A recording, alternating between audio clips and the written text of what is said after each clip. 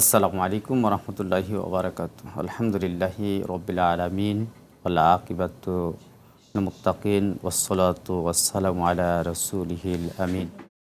প্রিয় দর্শক, স্বাগত জানাচ্ছি আমাদের সকলের প্রিয় অনুষ্ঠান প্রতি রমজানের এই প্রতিদিনের জিটিভির অনন্য আয়োজন এসকিউ গ্রুপ নিবেদিত পাওয়ার্ড বাই ইনটেক কুইন্স কেভে আমাদের সাথে কুইজ স্পন্সর হিসাবে সংযুক্ত রয়েছেন Bukhari lungi, Anas travels and tours, Mohammadia model developers limited, BTS, Hirajheel view এবং সাকিব পাবলিকেশনস। তো আমরা প্রতিদিনই বিষয়ভিত্তিক জীবন ঘনিষ্ঠ আলোচনা করে থাকি। ঠিক তারই ধারাবাহিকতায় আজ আমরা একটি যুগোপযোগী, আধুনিক এবং আমাদের সকলের জীবন ঘনিষ্ঠ একটি বিষয় চয়ন করেছি। এই যে মিডিয়ার মাধ্যমে আমরা কথা বলছি, এই মিডিয়া কথা বলতে পারে না, আমরা কথা বলে মিডিয়াতে যাই। ঠিক এজন্য আজকে আমরা নির্বাচন করেছি যে ধর্ম প্রচারে মিডিয়ার ভূমিকা। আর এ বিষয়ে কথা বলার জন্য একজন অতিথি আমরা আমন্ত্রিত করেছি। চলুন আমরা অতিথিকে বরণ করে নেই এবং তার সাথে পরিচয় হয়ে নেই। যিনি আমাদের আজকে অতিথি হিসাবে আমন্ত্রিত হয়েছেন বিশিষ্ট মিডিয়া ব্যক্তিত্ব জনাব হাফেজ মোহাম্মদ মহিউদ্দিন। আসসালামু আলাইকুম ওরহমতুল্লাহ। ওয়ালাইকুম আসসালাম রহমতুল্লাহি ওবরাকাতু।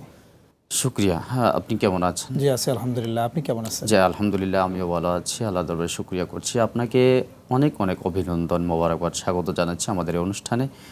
আপনার কর্মব্যস্ততার মাঝে দিয়েও আপনি একজন মিডিয়ার গুরুত্বপূর্ণ একটা অঙ্গনে রয়েছেন।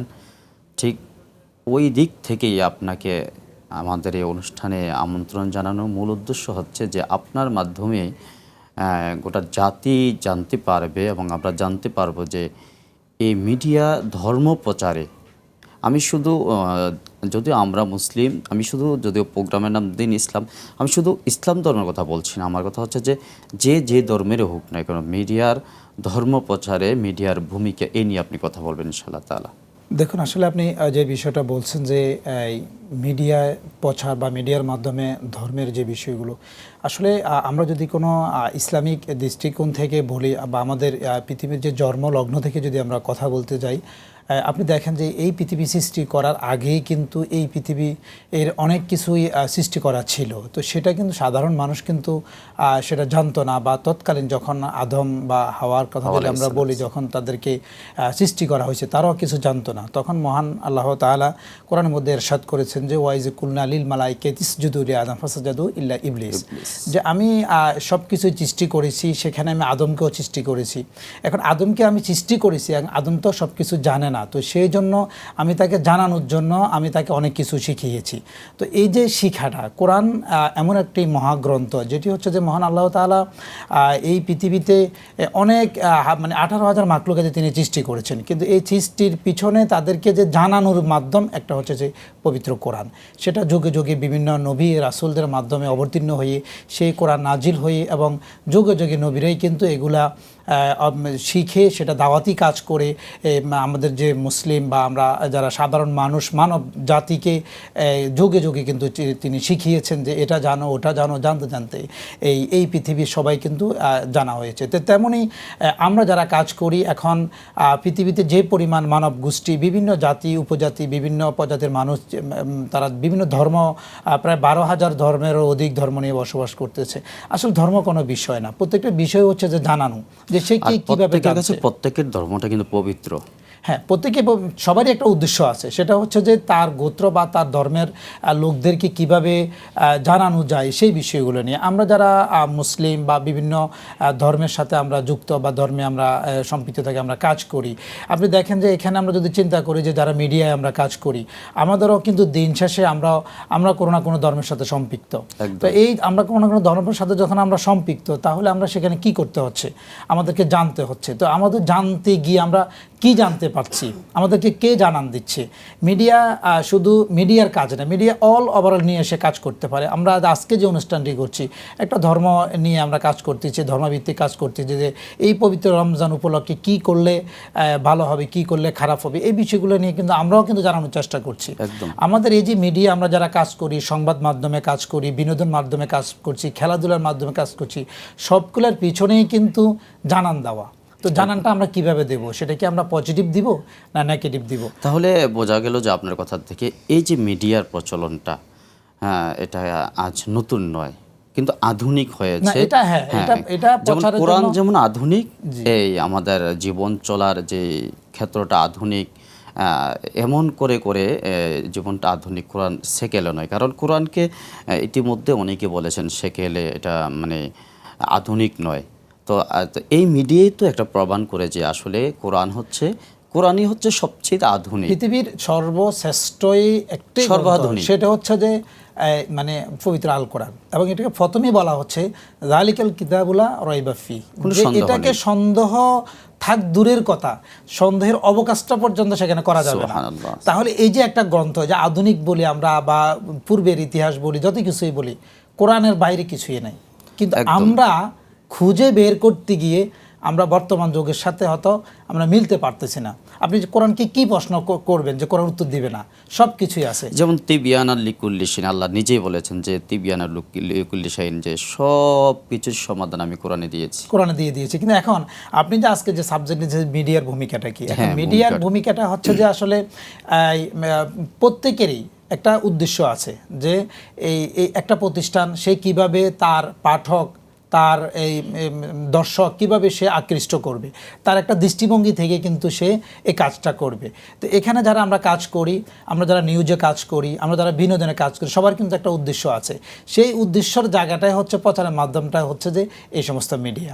তো আমরা যারা ইসলামিক মন মানসিকতা বা আমরা যেই কাজে করি, দিন শেষে আমার কিন্তু একটা ধর্ম আছে।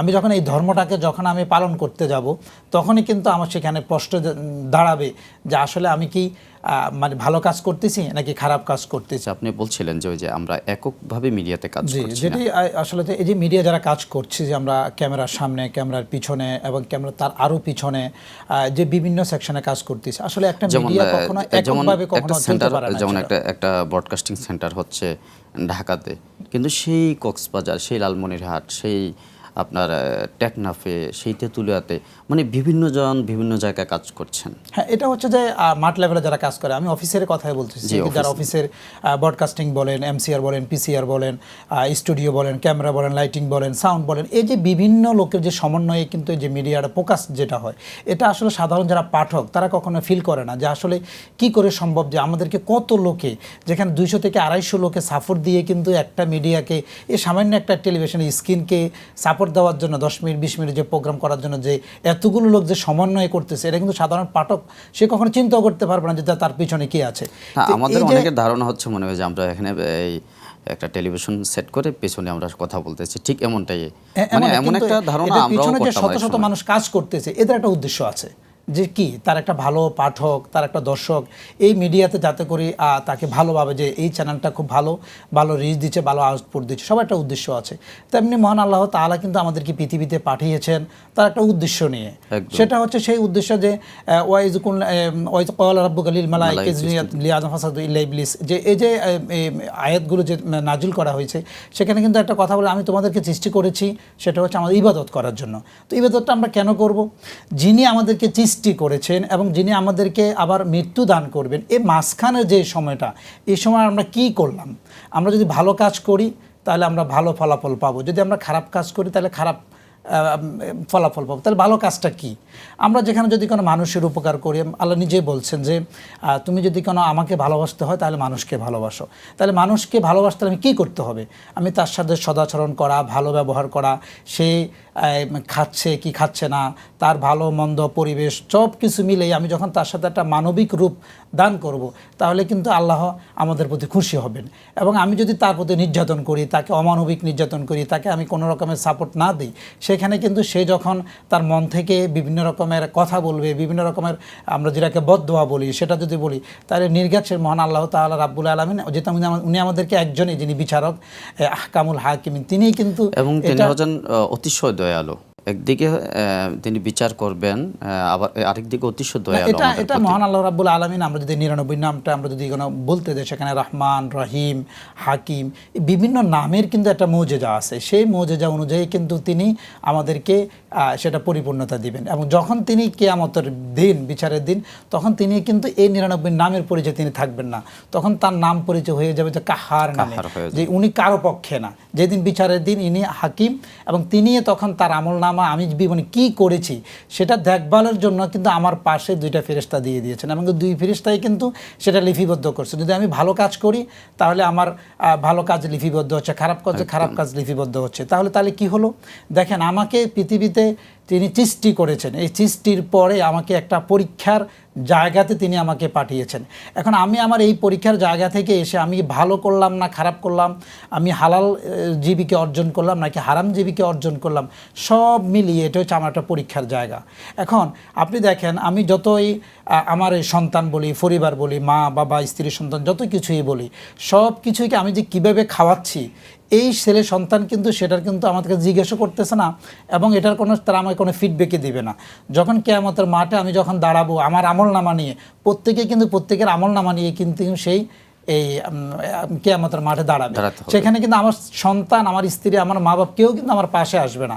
তাহলে আমি এই যে কষ্ট করছি, আমি যে ক্যামেরার পিছনে কাজ করছি, মাঠে কাজ করছি, দৌড়াচ্ছি, হারাম খাচ্ছি না হালাল খাচ্ছি, এই যে আমি এগুলো চিন্তা ভাবনা করতেছি না, এটা কিন্তু সম্পূর্ণ দায়ভার কিন্তু একমাত্র আমাকে করতে হবে এবং আমাকে হিসাব দিতে হবে। এবং সেদিন আমার সন্তান, আমার স্ত্রীরা বলবে যে তুমি কি করে, কি কাজ করি, কিভাবে ইনকাম করে এনে আমাদেরকে খাওয়াইছো, সেটা আমার জানার বিষয় না, সেটা আমার দেখার বিষয় না। আমার আমল আমার কাছে, তোমার আমল তোমার কাছে। তাহলে আপনি দেখেন, আমরা আমাদের জীবন নিয়ে, আমরা বাস্তবতা নিয়ে, আমরা যারা বিভিন্ন শ্রেণী পেশা, বিভিন্ন পেশাগতভাবে কাজে আছি, যারা আমরা মিডিয়ায় কাজ করি, আমরা কত বড় একটা চ্যালেঞ্জ নিয়ে আমাকে কাজ করতে হচ্ছে। এই যে সিগনিফিকেন্স রয়েছে, আপনি যে বলছেন যে মিডিয়া কর্মীরা অনেক কষ্ট করছেন, কিন্তু এই বাস্তব চিত্রে সমাজে যা দেখা যায় যে মিডিয়া কর্মীদের মধ্যে, যেমন আমরা অনেক ক্ষেত্রে বলে থাকি যে যদি কোনো আলেম কোথাও যে অথবা সে কোনো একটা অপকর্ম করে থাকে, মানে তখন তো সে আর আলেম থাকে না, সে তখন জালেম হয়ে যায় অথবা জাহেল হয়ে যায়। তখন কিন্তু পুরো মিডিয়া তখন সয়লাভ হয়ে যায়, অথবা সবাই বলে হুজুররা, যে একটা কথায় যে মোল্লারা, হুজুররা, মৌলবীরা, ঠিক এইভাবে আমরা ট্যাগ লাগিয়ে দিই। ঠিক একরকমভাবেই মিডিয়া তো আমি দেখলাম যে যদি কোনো একজন মিডিয়া যদি হয়তো নিউজটা আমি পাঠিয়েছি, আপনি ব্রডকাস্ট করেছেন, কিন্তু সেখানে বলা হচ্ছে যে আপনি দালালি করছেন, করছেন, এই সেই। তো আমি একদৃষ্টিতে কোন থেকে বুঝি যে দালালি করাটা খারাপ কিছু নয়, কারণ আমরা এইটার বিষয়টা অন্য একটা প্রেক্ষাপট। কিন্তু এই যে একটা আমরা বিষয়টা কিন্তু আমরা অনেক ক্ষেত্রে অনেক সময় যাচাই বাছাই করা হয় না, কিন্তু কিছু অভিযোগের কারণে, অভিযোগ পাওয়ার পরে গিয়ে এটা হয়। এই ক্ষেত্রে বিশেষ করে মফস্বলে যারা কর্মরত রয়েছেন, ওই সমস্ত আমাদের মিডিয়া কর্মীরা আমার নিজ চোখে দেখে অনেকটা বিপদ সম্মুখীন। তাদের উদ্দেশ্য কি বলবেন, তাদের উদ্দেশ্য বলবেন, এবং যারা একেবারে সেন্ট্রালি রয়েছেন তাদের উদ্দেশ্য বলবেন। বিষয়টা আসলে আমি একটু বলি, সেটা হচ্ছে যে মিডিয়া তো একটা প্রতিষ্ঠান না, একাধিক প্রতিষ্ঠান আমাদের বাংলাদেশে বা দেশের বহির্বিশ্বে। প্রত্যেকটা হাউস, মিডিয়া হাউসের এক একটা পলিসি আছে, সেই পলিসি অনুযায়ী কিন্তু সে কাজ করে। এখন এক একটা হাউস যখন এক একটা পলিসি দিয়ে কাজ করে, তখন সে বুঝবে যে আমি আসলে কি ধর্মকে ছোট কি কাজ করব, নাকি আমি বামপন্থীদের পক্ষ হইয়া কাজ করবো, এরকম কিছু জিনিস পলিসি থাকে। আসলে বিষয়টা এটা নিয়ে যার যার হাউস। আমার কথা হচ্ছে যে যার যে কর্ম করবে তার কর্মর প্রাপ্তিটা সে পরকালে হইলো পাবে। কিছু কর্ম সে দুনিয়াতে পায়, কিছু কর্ম সে পরকালে পায়। তো আমার যে কথাটা ছিল, যারা সেন্ট্রালে কাজ করে, যারা মোফাসলে কাজ করে, জেলায় কাজ করে, তাদের যে সামান্য যে অনারিয়াম দেওয়া হয় এই প্রতিষ্ঠান থেকে, আসলে এটা তাদের কিছু হয় না। তাহলে ঠিক আপনি অনারিয়ামের কথা বলাতে আমি হচ্ছে এই পর্যন্ত আমার মনে হচ্ছে না যে কোনো গ্যাজেট আকারে কোনো কিছু পাস হয়েছে। এটা আছে, এটা হচ্ছে যে মিডিয়ার বিভিন্ন ওয়েস বোর্ড আছে, ওয়েস বোর্ডের একটা নির্দিষ্ট পরিমাণের তার যে পদবি নিয়ে কাজ করে, একজন জেলা প্রতিনিধি, একজন স্টাফ রিপোর্টার, সিনিয়র রিপোর্টার অথবা ব্যুরো চিফ, যারা যেই পোস্টে আছে তাদেরকে একটা ভালো একটা এখানে অনারিয়াম দেওয়া হচ্ছে। তো আসলে এটা হয় না। এটা হয় না কেন? বর্তমান বাজারে যেভাবে যে আসছে এভাবে হয় না। তো তার জন্য কি করা উচিত? তো তার জন্য করা উচিত, সেটা আমার যে সাজেশন থাকবে, সেটা হচ্ছে যে প্রত্যেকটা ব্যক্তি কারণ তার প্রেমের সে যে পরিমাণ অনারিয়াম পায়, সেই অনারিয়াম দিয়ে কিন্তু তার সংসার চলে না। তার জন্য তার বাড়তি ইনকাম করতে হবে। তাহলে তার বাড়তি ইনকাম করতে হলে তাকে কী করতে হবে? তাকে ছোটোখাটো যে কোনো একটা প্রফেশনে একটা বিজনেস করতে হবে। কারণ আল্লাহ রাসূল সাল্লাল্লাহু আলাইহি ওয়াসাল্লাম বলছে যে সুদ খাওয়া হারাম, ব্যবসা করো সেটা হালাল। তাহলে আপনি আপনার এই পেশাগত দায়িত্ব, সারাদিন কিন্তু পেশাগত দায়িত্ব পালনের কোনো কাজ নাই। আপনি আপনার নির্দিষ্ট যে অফিসিয়ালি যে অ্যাসাইন থাকে, সেই অ্যাসাইন শেষ করার পরে আপনি যদি ক্রিয়েটিভিটি কিছু দেখাতে পারেন বা কিছু চিন্তা করতে পারেন, তাহলে সেই আলোকে আপনি মিডিয়াতে আপনি আপনার হাউসকে ভালো কিছু আউটপুট দিতে পারেন। তার বিপরীত দিকে যদি মনে করেন যে না, আমি আমার ফ্যামিলিকে রিচ করার জন্য, ফ্যামিলিকে ভালোভাবে চালানোর জন্য, দায়ভার থেকে আমি অনেকটা মুক্তি থাকার জন্য আপনাকে ছোটোখাটো হলে বিজনেস করতে হবে। আর এই বিজনেস থেকে আপনাকে আপনার ফ্যামিলি এবং আপনাকে সৎ ইনকামের একটাই মাধ্যম, সেটা হচ্ছে বিজনেস। এবং এই বিজনেস করে আপনি এবং আপনার পরিবার সহ যাকে আপনি হালাল যদি খাওয়াতে চান, তাহলে আপনাকে এই রাস্তায় এসে আপনার আগামীর যে জীবন, আগামীর যে ভবিষ্যৎ, যে চিন্তা চেতনা, আপনি এভাবে করতে করতে করতে একটা সময় আপনার হায়াত শেষ হয়ে যাবে। তাহলে আপনার শেষ গন্তব্যস্থানটা কোথায়? নিশ্চয়ই আপনার মৃত্যু বা কবর। একদম চিন্তা তাহলে এই পর্যন্ত আমি যদি আমার চক্ষু বন্ধ করে চিন্তা করি, আমি আজকে সকাল থেকে রাত পর্যন্ত 5 ওয়াক্ত নামাজ, আমি কয় ওয়াক্ত নামাজ আমি হুকুম মহান আল্লাহ তাআলা যে উদ্দেশ্য করে আমাকে পাঠাইছেন, আমি কতটুকু পালন করলাম? আমি শুধু জীবিকা নিয়ে ব্যস্ত। কিন্তু না, মহান আল্লাহ রাব্বুল আলামিন বলছে ফাইজা কুদিয়াতিস সালাত ফান্তাশিরু ফিল আরদি ওয়াবতাগু মিন ফাদলিল্লাহ, যে তোমরা আমার ইবাদত করো, আমার হুকুম আহকাম পালন করো, তারপর তোমার জমিনে ছড়িয়ে পড়ো। তাহলে আমি জমিনে কি ছড়িয়ে পড়লাম? আমি সারাদিন আমি আমার কাজ নিয়ে, পেশাগত কাজ নিয়ে আছি। দিন শেষে তো আমি কোথাও ছাদাবাজি, ধান্দাবাজি, ঠেকবাজি করলে এটা আমার বৈধতা হচ্ছে না। আমাকে আমার অফিসিয়ালি অ্যাসাইন এবং অফিসিয়ালি ক্রিয়েটিভিটি থেকে আমি যতটুকু অফিসকে আউটপুট দেওয়ার দরকার, সেটা আমাকে দেওয়া উচিত। কিন্তু আমি এই বিষয়টা এমনও দেখছি, আমার পরিলক্ষিত হয়েছে যে সাংবাদিকতা মিডিয়াকে ব্যবহার করে, কিন্তু সেন্ট্রালিভাবে অনেকেই জানেন না। হ্যাঁ, এতটুকু জানেন। এটা একটু আপনি ভিন্ন বিষয় বলছেন, এটা আমি একটু আপনাকে বলি, সেটা হচ্ছে অপসাংবাদিকতা বলি বা হলুদ সাংবাদিকতা বলি। আসলে আমি প্রথমেই বলছি যে আপনার কর্মই আপনাকে এগিয়ে নেবে। আপনার কর্ম আপনাকে কোথায় এগিয়ে নেবে? আপনি যদি ভালো কাজ করেন তাহলে আপনি জান্নাতে যাবেন, আপনি খারাপ কাজ করলে জাহান্নামে যাবেন। প্রত্যেকটা ব্যক্তির আমলনামা, আপনি কিভাবে টাকা রুজি করবেন, প্রত্যেক কিছু বা আপনার হালাল হারাম ইনকাম করার জন্য অনেক ওয়ে আছে। এই কথা বলার পেছনে আমার একটা সিগনিফিকেন্স রয়েছে, রহস্য রয়েছে। এমন হলো যে একটা ফটো কার্ড ইউজ করা হলো, যে মনে করেন আপনি এখন রয়েছেন আমাদের সেটে রয়েছেন। এই সেটে থাকাকালীন এখন আমি প্রচার করে দিলাম যে আপনি এখন সিঙ্গাপুরে,